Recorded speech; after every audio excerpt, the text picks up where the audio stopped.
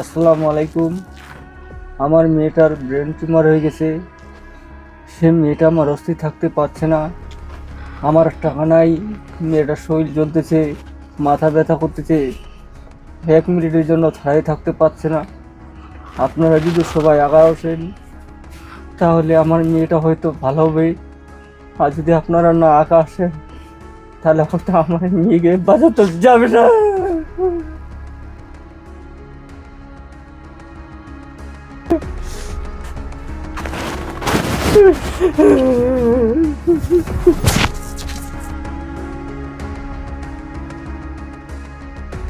আসসালামু আলাইকুম।